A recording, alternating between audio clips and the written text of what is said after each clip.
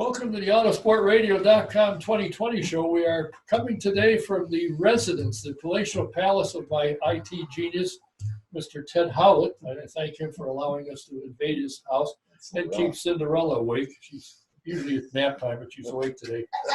Today's program is brought to you, as always, by Honda and Honda HPD, the Indianapolis Motor Speedway, the NTT IndyCar Series, SVRA, and let me tell you, you need to subscribe to their Speed Tour magazine. It's got great stories on vintage racing as well as Trans Am. So go to svra.com and click on subscribe to the Speed Tour and check their schedule, see where they're going, and if it's anywhere nearby to get there, I highly encourage you to go. It's great. We're also presented by VP Insurance and Speedway. Call Mike Pardee. You'll find you get better coverage and for less money for most of what people are carrying. They find out, by golly, you were right. Your favorite doctor's appointment, dental. Where to go? The only place to go, the Indy Dental Group. Indy 500 veteran Dr. Jack Miller and his wife, Dr. Liz Lewis, have the most phenomenal practice. I guarantee you, you'll love the people. It's a great thing. Give them a call, make an appointment.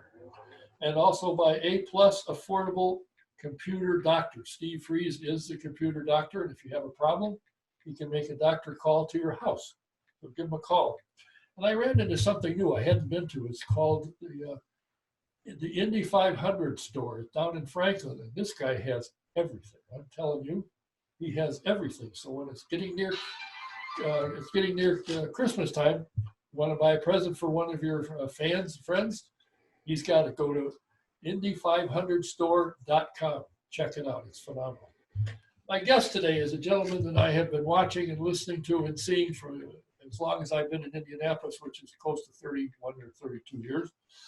He has just recently resigned or left ABC, where he was there for better than 25 years and a sports director for better than 20 years. And he's into racing. He's now the vice president of communications for the Indy Racing League or IndyCar Series. Please welcome Mr. Dave Furst. Dave, thanks for joining us. I feel like there should be applause after that big intro, Don. Well, there is. You just can't hear it.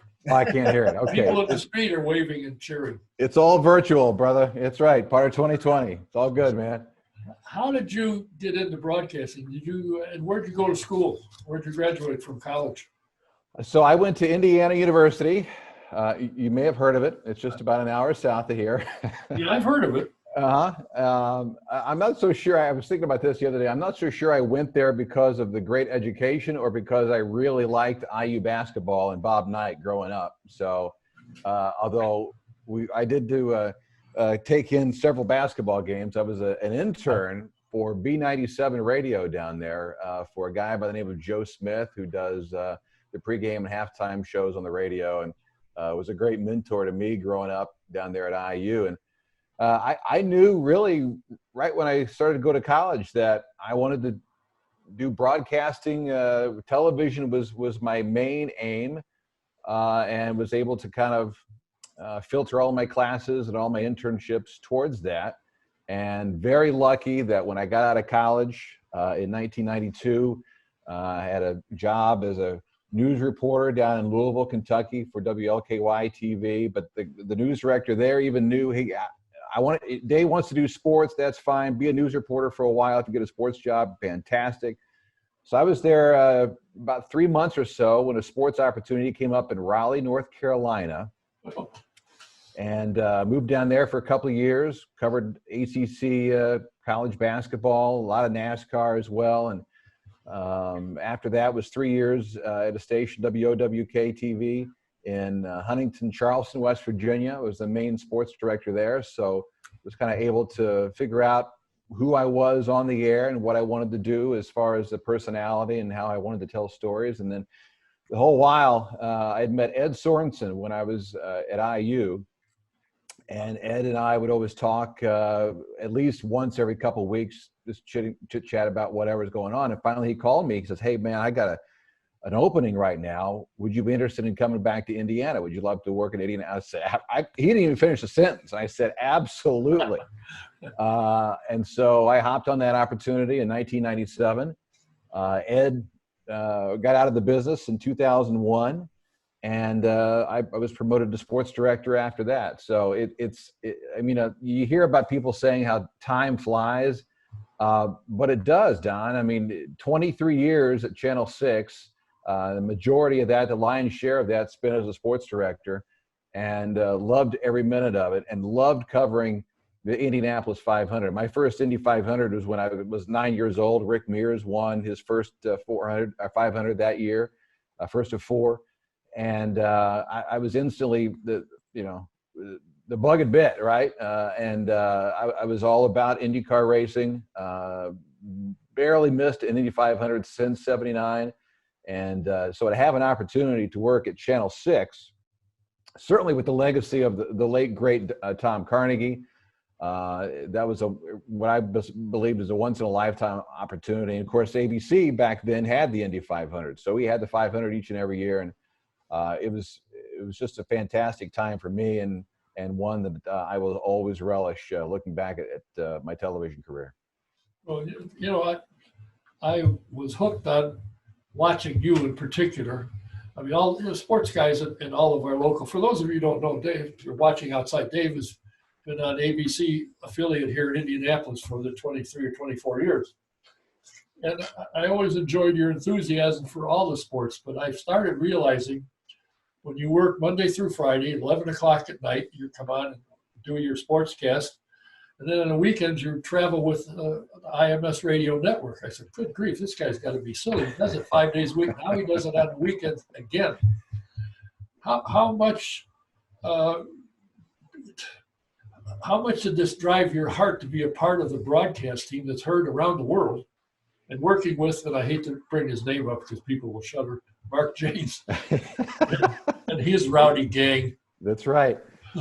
No, talking about growing up and being a huge fan of the Indy 500, I have distinct memories as a kid of listening to the Indy 500 broadcast. I was always do it while I was mowing the family's yard. So backyard, I have headphones on, I'm mowing the yard, listening to all the broadcasters back then, and I just marveled at how they brought that broadcast to life and the details, and it was as if you had a front row seat to the Indy 500 each and every year. And to be able to go back, I believe it was 2008, when Mike King first offered an opportunity to join the network for a race at Watkins Glen.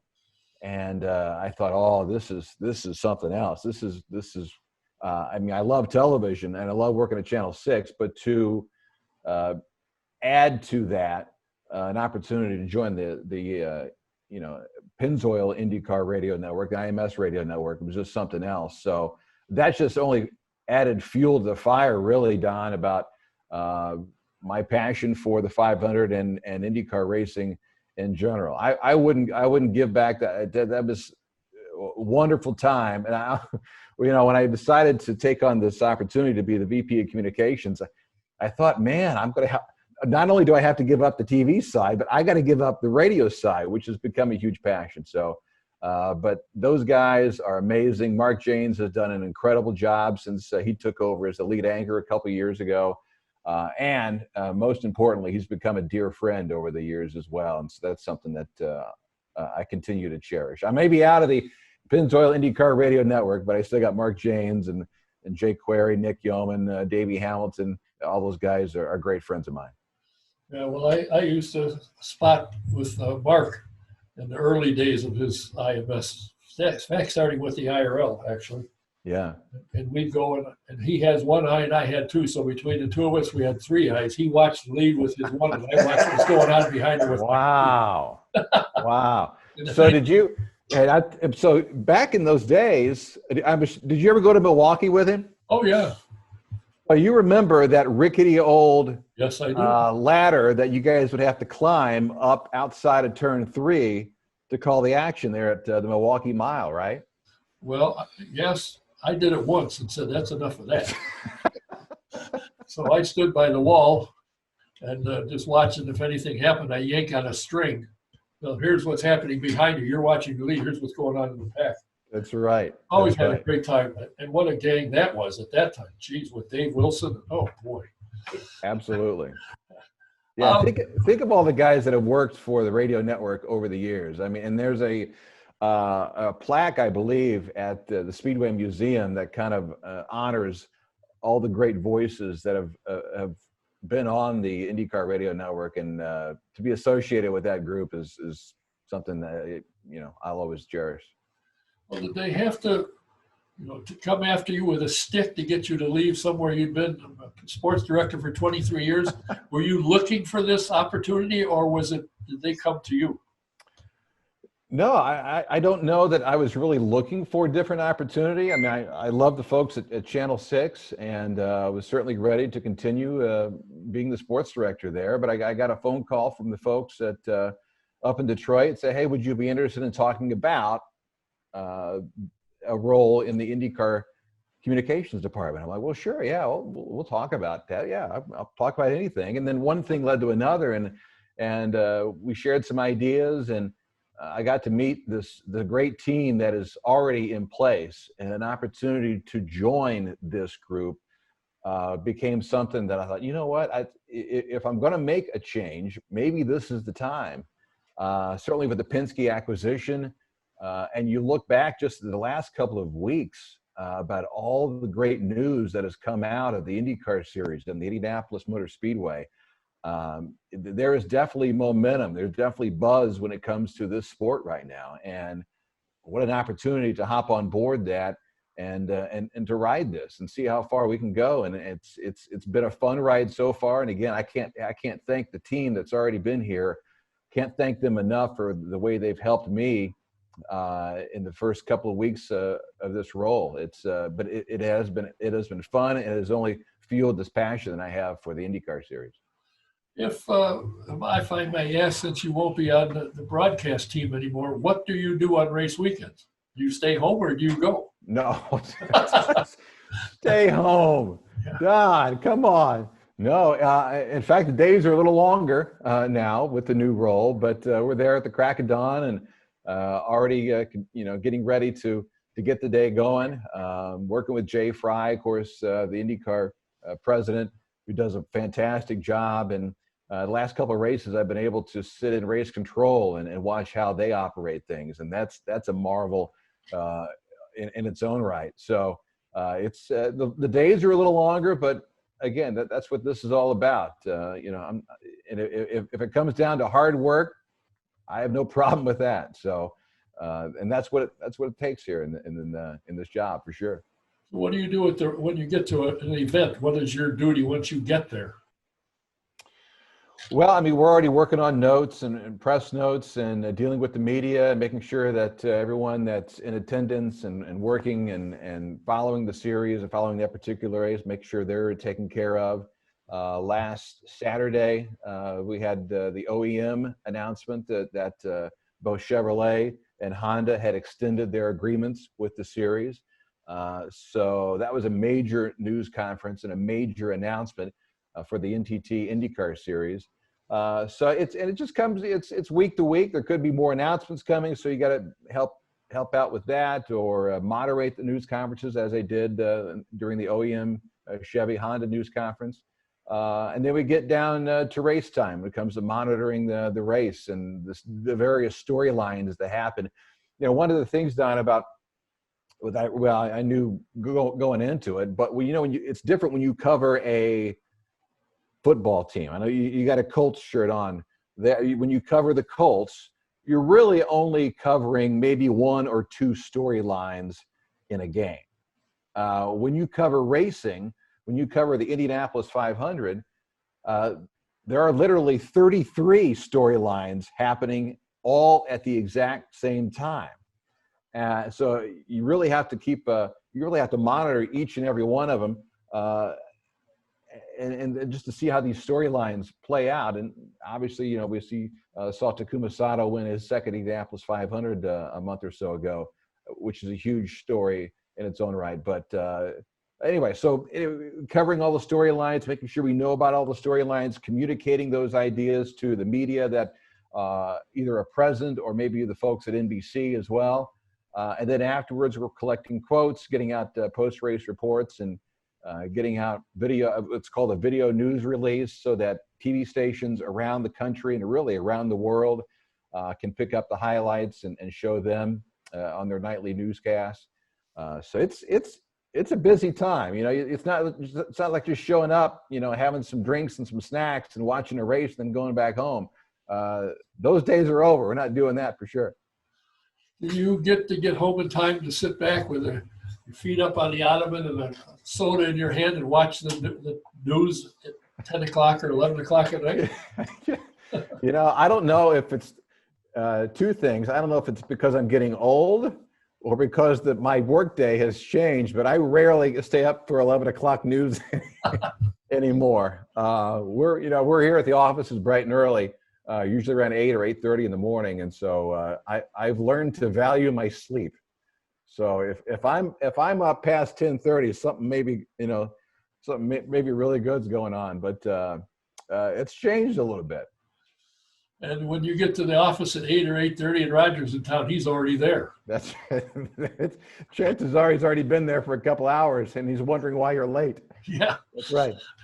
As you may or may not have heard a couple, 3-4 weeks ago, or just, I forget when it was anyway. Last time I had Mark on, I said, before he signed off, I said, any chance I could get a tour of the Speedway and then write something about it? And he said, sure, I'll get a hold of Doug or Mike. We'll send you on a tour. I said, okay. So I was told, got an email when to be there, what time and everything. So I show up. And the guy comes running to the door because they won't let you in the admin building. Are you done? Yes. Okay, come on in. I had to do this screening and all that. Yeah, temperature, yeah. He's on the phone. He said, they'll be right down for you. I said, okay. So a couple minutes later, the elevator opens up and here's Mark. So what the heck happened? Did you get the short straw? He said, I'm going to take you on a tour. So he and Pat got in one cart, Roger Ward Jr. and I got another cart, and we went and toured the place. I'm telling you, and I've said this, I talked to Doug yesterday, what a spectacular turnaround that place has become. Holy smokes. Yeah. So I sent a Facebook thing out. I wrote it all up and I sent it to Mark. Mark says, fantastic. So I sent it out. There have been thousands of shares and people commenting, wow, you got to see it. Good for you. Can't wait to get there. The place is phenomenal. I mean, what's happened is just unreal. Yeah. And it was great to see fans in attendance for the Harvest GP, the IndyCar Harvest GP that was presented by GMR, and the doubleheader that happened on Friday and Saturday. I mean, it wasn't nearly the amount that we all want to see because it was still social distancing. It was a limited capacity, 10,000 in each day. But I think those that were in attendance could see the changes that had already taken place. Unfortunately, they weren't, I mean, there was a group in turn 4 of the oval, a group turn 1 of the oval, but they weren't even really allowed into the infield. So to see the new look that Pagoda Plaza has, these massive video screens and the other video screens that are all around the Speedway, and the way the restrooms have changed a little bit. And it's for a facility that looks, or for a facility that is well over 100 years old, it looks anything but. It is a fresh coat of paint in every sense of the word, and the job that Roger Penske and everyone at the Indianapolis Motor Speed, I mean, this is an all-in effort. Everyone's helping either paint or do this or that, trimming hedges and trees, and I mean, it's really an amazingly different feel out there. And all credit goes to Penske Entertainment Group and Roger for the leadership that he's shown throughout this global COVID-19 pandemic. If other events, and I understand that they're looking, Roger has in the back of his mind, or maybe not in the back actually, of bringing international events, world-class events to the Speedway. Will that involve you at all when it's, if it's F1 or somebody else, IMSA? Not directly, but it doesn't mean that, when something comes up, it's a group effort. That is certain. So, and the thing about the communications department here at IndyCar is we're working more and more closely with the communications folks at the Speedway. Alex Dameron and Susie Elliott. I know you guys, you know both of those folks really well. That's the great thing, is that there's a lot of information sharing. There's a lot of idea sharing that's going on. And as I knock off my headset, so we're working pretty closely together, and that has made my transition and just the idea of working here all the more special. You miss Friday night football? You miss covering the Colts or the Pacers? Do you miss any of the high school stuff you did? Sure. Oh, absolutely. Yeah. Friday nights are a little different. Sitting at home, watching high school games on TV, or seeing other friends that are. I mean, the great thing about what I did for 23 years at Channel 6, not only did I cover the Colts and the Pacers, the 500 and high school athletics and all that, but the relationships that you make and build over that time are more important than who won the game or who lost the game or how it played out. I made some tremendous friendships, and I hope that it continues over the years. But all the high school football coaches that I've met over the years, high school basketball coaches, and the great thing, you walk into a gym and you almost pick up on the conversations that you had when you left there a couple of weeks ago or whatever. It's a tremendous sports community in central Indiana and in Indianapolis. And sure, yeah. Do I miss all that stuff? You betcha. Especially your Friday night football, when all the cheerleaders get behind you and start yelling and screaming. That I'm sure you miss. No, well, I'm not sure they miss me, because it seems like we do that every time we see the land at a game or cover a game. Oh, here comes Dave again. He wants another open for his show. What was it like at IU when Bob Knight was the coach? Did you go to as many games as you could? Yeah, well, like I said, I was an intern at a radio station called B97. It was a top 40 radio station. But we covered IU sports. So I had I wouldn't call it a front row seat. It was about a third row seat, but at every home basketball game, covering those. And I had a front row seat for all of Bob Knight's press conferences afterwards.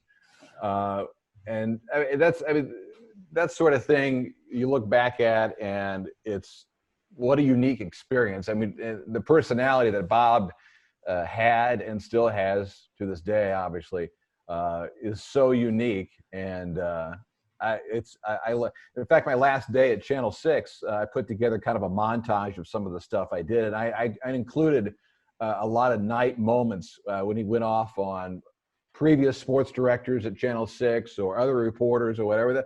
That was just part of it.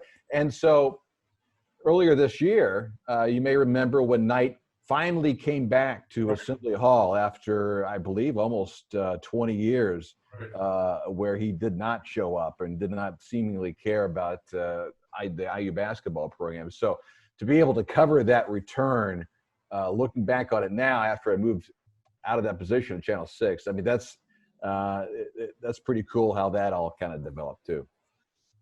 You know what I always found interesting is you hear players say, "I can't play for him. He's too rough. There's no way I can handle it." And I'm saying to myself, I was from Illinois, and I knew how he was.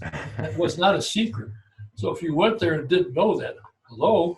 That's right. You kind of knew what you're going to get into, right? And for those that didn't know, probably didn't do their homework, which Knight would have got on you about not doing homework. But anyway. Yeah, so I think once you got in it, though, some of the players found out maybe that it was a little more difficult than they thought.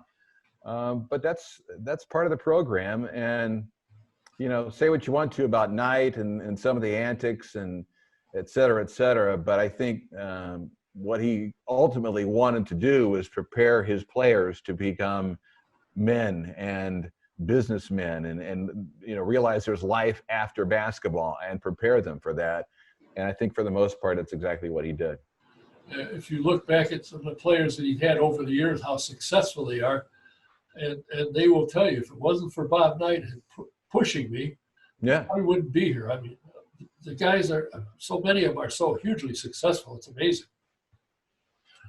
So, no high school on Friday nights, no basketball, no Colts or Pacers or anything. Is there any excitement in your life anymore? Wait a minute. What am I doing here? My excitement right now is I need to put up stuff on my wall in the office. This is a temporary office that I've been in for the last couple of weeks. So we're going to move into a more permanent office space. But I'm telling you, it's ever since I hit the ground running here, it's about 3.5 weeks ago now. It has been a learning experience each and every day. And it's really been amazing. My head was spinning, trying to get caught up. The analogy has been made. It's like drinking from a fire hose sometimes, what you're trying to learn and pick up quickly. But it's in the long run, glad I made this decision. Excited about joining this team. Kate Davis, Arnie Shribben, I've been here for a number of years. Arnie's been here. I think he came with the building, actually. But Kate's been here. She's been a great help. She's a rock star, in my estimation. S.J. Ludke, who helps lead the marketing department, the entire Marcoms department, marketing communications. It is a team, and so fortunate to be able to join this group. Well, I know I'm not speaking only for myself, but I enjoyed always listening to you at night. I listen most every night. Every once in a while, I'd swing over and watch somebody else just to see what they were doing. But then you realized it's not Dave, so we're going to go back to Channel 6, right? There you go. But I think what you bring to IndyCar and the communications is exactly what they need. I think you're, in my opinion, the perfect guy for the job. I was sorry to see when I heard you were leaving Channel 6, and I hadn't heard yet where you were going, but I heard that. I said, wow, what a perfect location for it. I think it's great. I look forward to chatting with you from time to time, find out what's new and exciting, or what you learned or didn't learn or forgot.